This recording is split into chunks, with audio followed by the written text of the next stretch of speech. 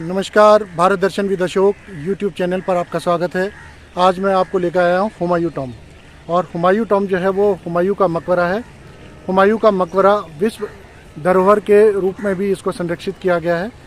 World heritage sites के रूप में भी इसका संरक्षण किया जाता है भारत सरकार के द्वारा। और ये आप मेरे पीछे देख रहे हैं हुमायूं का मकबरा है। हुमायूं के मकबरे की ख़ास बात यह है कि यहाँ पर 100 से अधिक लोगों की कब्रें हैं, यानी कि 100 से अधिक लोगों को यहाँ पर आफ्टर डेथ दफनाया गया है और उनकी कब्रें यहाँ पर बनाई गई हैं। इस हुमायूं को मकबरे को बनने में लगभग उस समय 15 लाख रुपए का खर्च आया था। और आज मैं आपको हुमायूं के मकबरे के बारे में विस्तृत जानकारी दूंगा। चलते हैं और देखते हैं हुमायूं का मकबरा। भारत की राजधानी दिल्ली में स्थित हुमायूं का मकबरा भारत में मुगल वास्तुकला का पहला उदाहरण है और इसे ताजमहल के लिए प्रेरणा भी माना जाता है। यह अपनी विशिष्ट फारसी वास्तुकला के लिए भी प्रसिद्ध है। यह देश का पहला उद्यान वाला मकबरा है। इसकी संरचना लाल बलुआ पत्थर से बनी है, जबकि मकबरा काले और सफेद संगमरमर से बना हुआ है।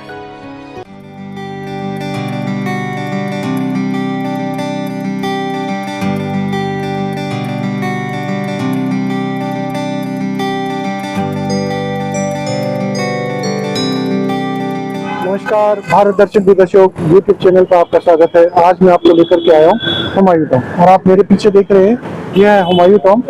और अब हम हुमायूं टॉम्ब के अंदर चलेंगे और साथ में आप देख सकते हैं ये जो रोड है ये निजामुद्दीन दरगाह जो है, हजरत निजामुद्दीन दरगाह जो है वहाँ जा रहा है। हजरत निजामुद्दीन दरगाह के पास में और हजरत निजामुद्दीन रेलवे स्टेशन भी उसके नियरेस्ट ही है। यदि आप भी हुमायूं टॉम्ब आना चाहते हैं तो इसके लिए आपको जो नियरेस्ट मेट्रो स्टेशन है वो है हजरत निजामुद्दीन मेट्रो स्टेशन। साथ में एक और मेट्रो स्टेशन नज़दीक पड़ता है, वो है Jawaharlal Nehru stadium metro station. आप यहाँ से उतरकर हुमायूं टॉम्ब आ सकते हैं। इसके अलावा यदि आप बाय रोड हुमायूं टॉम्ब आना चाहते हैं तो ISBT कश्मीरी गेट से जो डिस्टेंस होगा हुमायूं टॉम्ब तक का वो है लगभग 10 किलोमीटर का। आप यहां से ऑटो के द्वारा, बस के द्वारा या कैब के द्वारा भी आ सकते हैं। इसके अलावा पुरानी दिल्ली रेलवे स्टेशन से जो दूरी है वो 8 किलोमीटर की होगी। और कनॉट प्लेस से यदि आप आना चाहते हैं तो CP कनॉट प्लेस से यदि आप आना चाहते हैं तो दूरी जो है वो लगभग 7 किलोमीटर की है। यदि आप एयरपोर्ट इंदिरा गांधी एयरपोर्ट से आ रहे हैं तो डिस्टेंस जो होगा हुमायूं टॉम्ब तक का वो 15 किलोमीटर का होगा।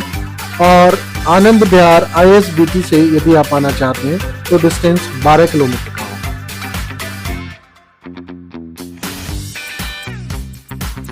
फाइनली हम लोग पहुंच चुके हैं हुमायूं टॉम्ब और ये है हुमायूं टॉम्ब की पार्किंग।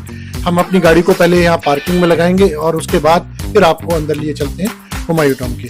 आप देख सकते हैं ये इतनी बड़ी पार्किंग है कि यहाँ पर एक साथ में लगभग 400-500 बसें या 400-500 कारें आराम से खड़ी हो सकती हैं।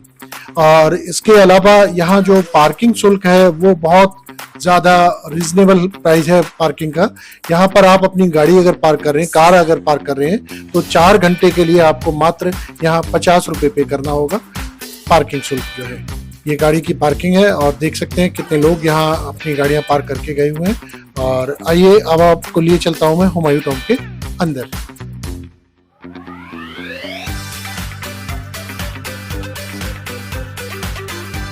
हुमायूं का मकबरा आने वाले पर्यटकों के लिए महत्वपूर्ण जानकारी के लिए यहाँ एक नोटिस बोर्ड लगा है और जिस पर बहुत सारी हुमायूं टॉम्ब से संबंधित जानकारियां लिखी गई हैं।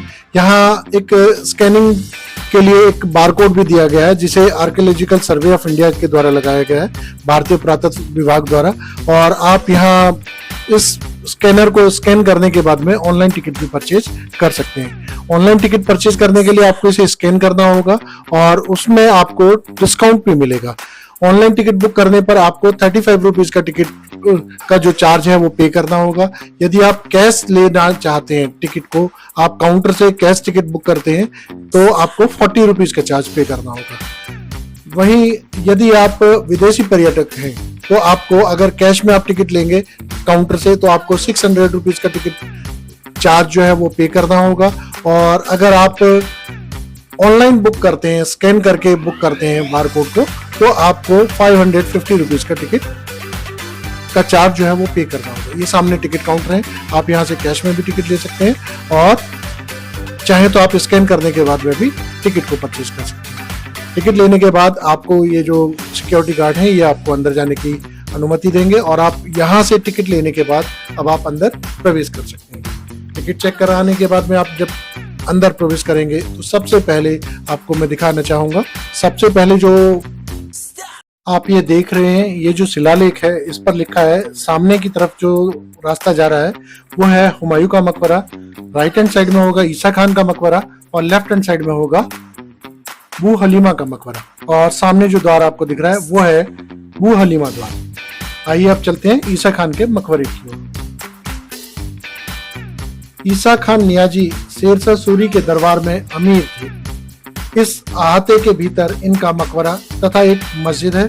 ये दोनों ही इनके जीवन काल में बनाए गए थे। आप देख सकते हैं ये जो प्रवेश द्वार है ये कितना पुराना है और काफी हद तक नुकसान पहुंचा है इसको समय के अनुसार। और आइए अब हम चलते हैं ईसा खान के मकबरे को सामने से देखते हैं। ये जो सामने आप देख रहे हैं ये है ईसा खान का मकबरा। ईसा खान के मकबरे को छतरियों, चमकदार टाइलों, जालीदार जालियों से सजाया गया है। आप सामने देख रहे हैं ईसा खान का ये जो मकबरा है ये अष्टकोणीय इमारत है। और आइए अब मैं आपको लिए चलता हूँ ईसा खान के मकबरे के अंदर और देखते हैं वहां चल करके कि ईसा खान की कब्र आखिर आज किस हालत में है। ईसा खान नियाजी मुगलों के विरुद्ध लड़ने वाला सूर वंश के शासक शेरशाह सूरी के दरबार का एक अफगान नवाब था।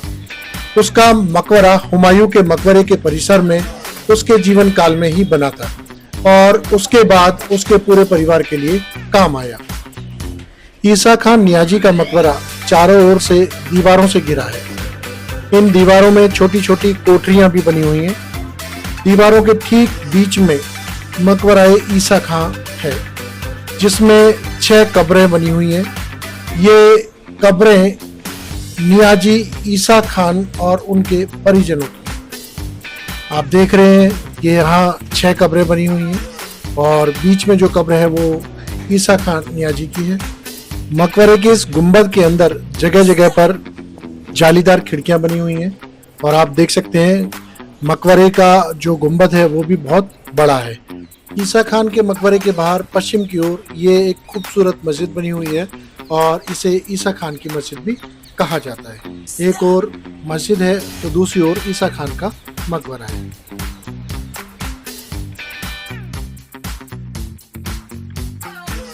ये जो आप स्क्रीन पर देख रहे हैं ये है बू हलीमा दरवाजा।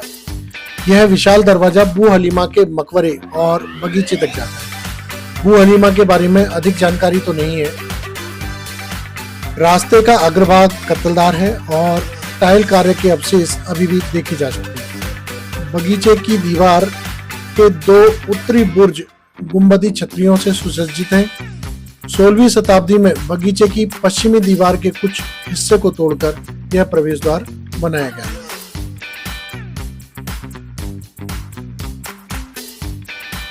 अब आप पहुंचे हैं पश्चिमी दरवाजा यानी हुमायूं टॉम्ब का जो मुख्य प्रवेश द्वार है वहां।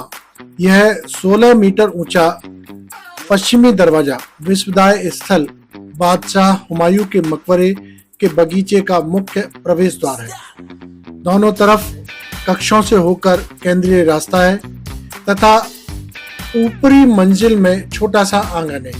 मुगलों द्वारा अष्टकोणीय सितारे का प्रयोग सजावटी अंतरिक्ष संकेत के रूप में भी किया जाता था।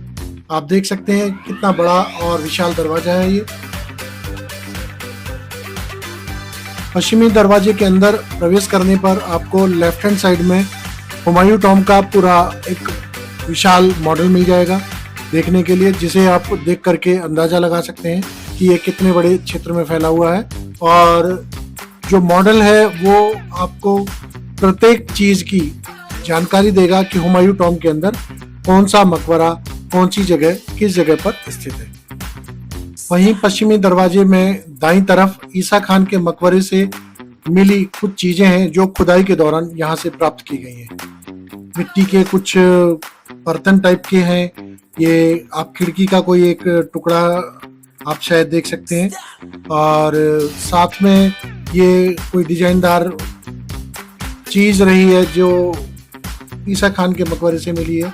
छोटे छोटे यहाँ पर घड़े रखे हैं, कुछ बड़े घड़े भी हैं, आप ये देख रहे हैं। ये जो बड़ा घड़ा है ये भी है, और मिट्टी के छोटे छोटे काफी कुछ यहाँ पर बर्तन भी मिले हैं ईसा खान के मकबरे से खुदाई के दौरान।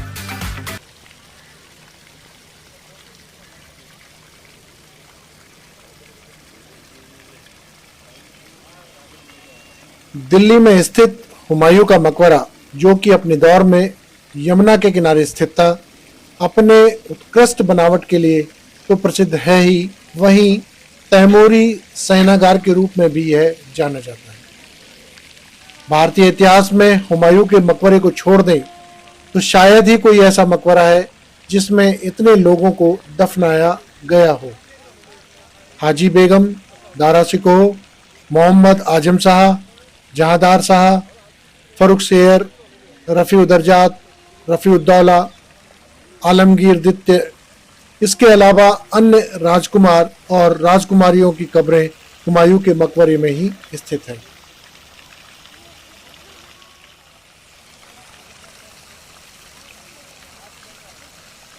(1555) में हुमायूं की मृत्यु के पश्चात उनकी पत्नी बेगा बेगम ने इस मकबरे को बनवाया। यह मकबरा 1565 ईस्वी में बनकर तैयार हुआ। हालांकि कुछ इतिहासकारों के मुताबिक अकबर के राज्याभिषेक के 14 वर्ष उपरांत यानी 1569 में बनकर यह तैयार हुआ।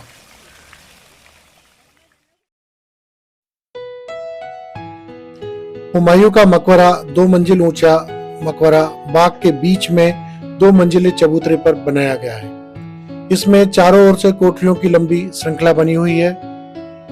चारों ओर कोठरियों के सामने 17-17 मेहराबी द्वार बने हुए हैं। इन मेहराबी द्वारों में से बीच का नया द्वार पर्यटकों को छत पर जाने के लिए बनाया गया है। दूसरी मंजिल पर मकबरे को चारों किनारों से इस प्रकार काटा गया है कि यह अष्टभुजाकार मीनार लग सके। हुमायूं के मकबरे की ये इमारत लाल बलुआ पत्थर से बनी है, परंतु काले और सफेद संगमरमर का पत्थर नीरसता को दूर करने के लिए इस्तेमाल किया गया है। हुमायूं के मकबरे में उत्तरी मेहराब में एक दरवाजा है, जहां से होकर हुमायूं की कब्र तक पहुंचा जा सकता है। आइए तो अब हम चलते हैं हुमायूं की कब्र देखने कि वर्तमान समय में आखिर हुमायूं की कब्र किस हालत में है। इस दरवाजे से जब आप एंटर करेंगे तो सामने जो ये आप देख रहे हैं मुख्य गुंबद के अंदर, ये है हुमायूं की कब्र। और इस वक्त मैं जिस जगह खड़ा हूँ वो है हुमायूं का मकबरा, यानी कि मेरे पीछे जो आप देख रहे हैं ये है हुमायूं का मकबरा, हुमायूं की कब्र। और इसी जगह पर हुमायूं के और परिवार के लोगों की भी कब्रें बनी हुई हैं। ये पूरा गुंबद जो है आप देख सकते हैं पीछे।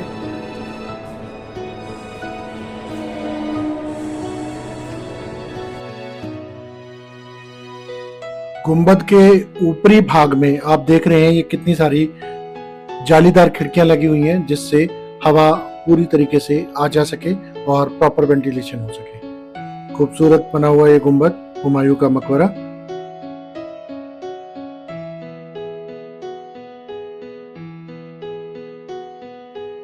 मकबरे के मुख्य कक्ष में 2 कतारों में मेहराब युक्त खिड़कियां बनी हुई हैं। लगभग 6 फुट लंबी ये जो आप कब्र देख रहे हैं ये लगभग 6 फुट लंबी है और 2 फुट चौड़ी कब्र बनी हुई है। ये पूरी संगमरमर के एक ही टुकड़े से बनी हुई कब्र है। सफेद संगमरमर से बनी हुमायूं की कब्र एक चिकनी फर्श पर बनी हुई है। स्मारक को खूबसूरत बनाने के लिए काली और सफेद पट्टियों से इसको सजाया गया है। देखने में यह स्मारक एक बड़ी संदूक जैसा नजर आता है, लेकिन इसके ऊपर कुछ भी लिखा हुआ नहीं है। आप देख सकते हैं ये जो कब्र है इसके ऊपर कहीं पर भी कुछ भी लिखा हुआ नहीं है, यानी कोई अभिलेख नहीं है। स्मारक की तरह ही पूरे कमरे को सफेद संगमरमर से सजाया गया है। ये जो आप कब्र देख रहे हैं ये हुमायूं की कब्र है और इसको पूरे कमरे को जो है वो सफेद संगमरमर से सजाया गया है।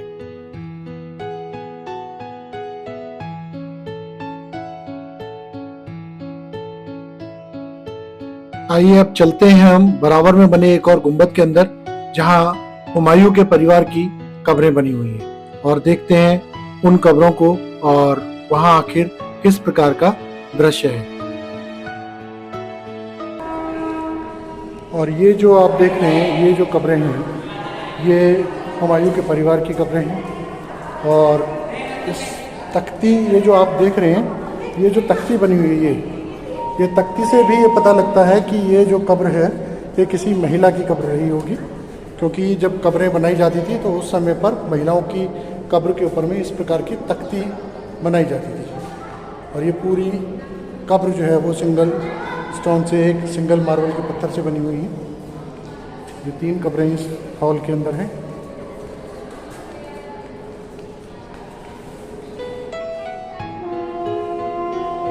इन कब्रों में से एक कब्र हुमायूं की पत्नी बेगा बेगम की कब्र है। इस कमरे में कुल 3 कब्रें हैं, जिसमें से एक हुमायूं की छोटी बेटी की भी कब्र है।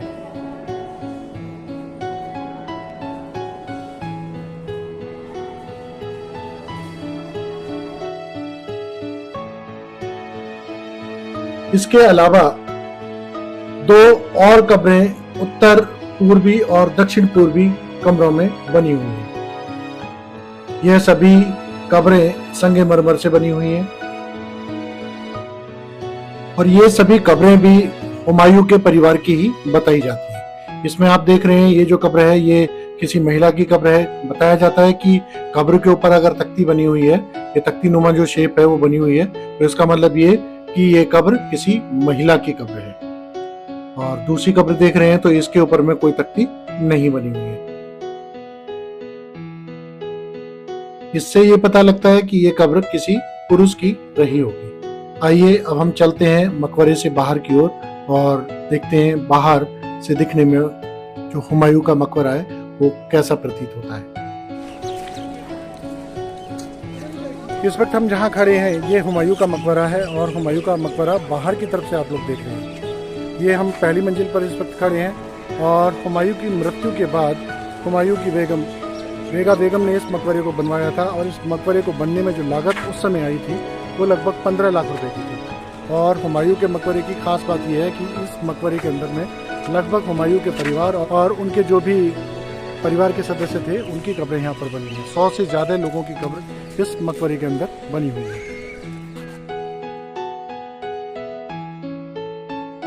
हुमायूं के मकबरे की मुख्य इमारत तो खूबसूरत है ही, किंतु इसकी पूर्ण शोभा इसको घेरे हुए 30 एकड़ में फैले चारबाग शैली के मुगल उद्यानों में निखरती है।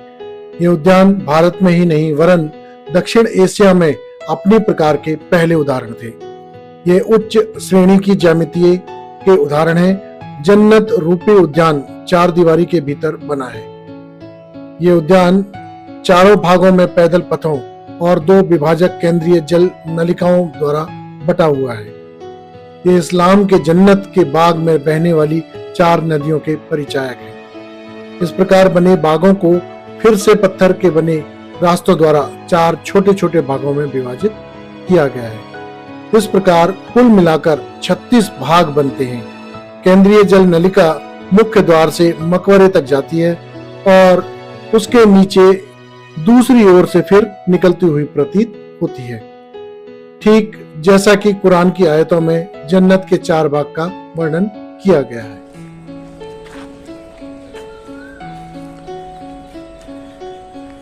और ये है नाई का मकबरा। यहाँ पर 2 कब्रें बनी हुई हैं। जिस कब्र पर इस प्रकार की लाइन होती है वो होती है पुरुष की कब्र, और ये जो दूसरी आप कब्र देख रहे हैं इस पर ये जो तख्ती बनी हुई है, ये पहचान होती है कि ये किसी महिला की कब्र है। और ये है नाई का मकबरा।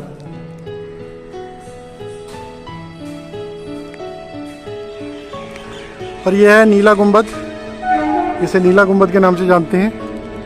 और ये भी एक मकबरा है। और साथ ही आप देख रहे हैं पीछे है Nizamuddin railway station, Hazrat Nizamuddin railway station. यदि आप यहाँ आना चाहते हैं तो आप हज़रत निज़ामुद्दीन रेलवे स्टेशन उतर करके भी आ सकते हैं।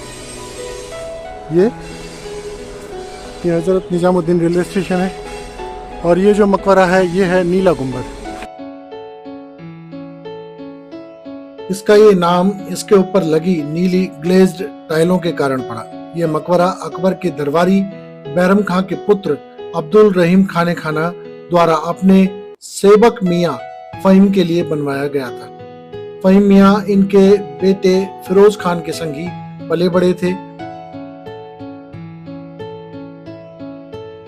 हुमायूं के मकबरे के पूर्वी द्वार की ओर ये जो गुंबद आप देख रहे हैं, इसके नीचे शायद एक ये रास्ता है जो सुरंग टाइप का, जहाँ गंदगी का ढेर लगा हुआ है और ऐसा महसूस होता है कि यहाँ रख रखाव की कुछ कमी है।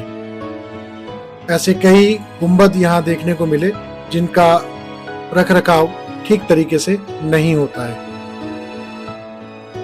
और काफी पुराना लगता है ये गुंबद भी। हुमायूं के मकबरे से संबंधित आपको हमारे द्वारा दी गई जानकारी कैसी लगी, ये हमें कमेंट्स करके जरूर बताएं। यदि आपको हमारे द्वारा दी गई जानकारी अच्छी लगी हो तो हमारे वीडियो को अधिक से अधिक शेयर करें और लाइक करें तथा हमारे चैनल को सब्सक्राइब करना ना भूलें। Thank you for watching Bharat Darshan with Ashok.